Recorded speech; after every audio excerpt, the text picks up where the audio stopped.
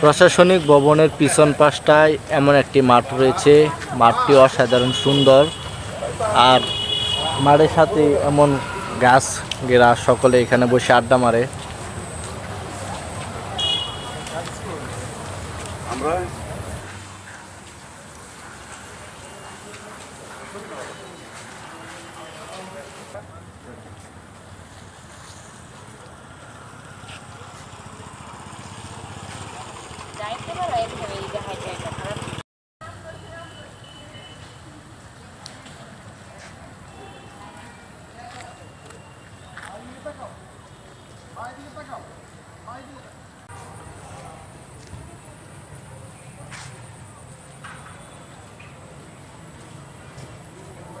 আমার পিছনের এই অসাধারণ ভবনটি হচ্ছে খন্দকার ভবন।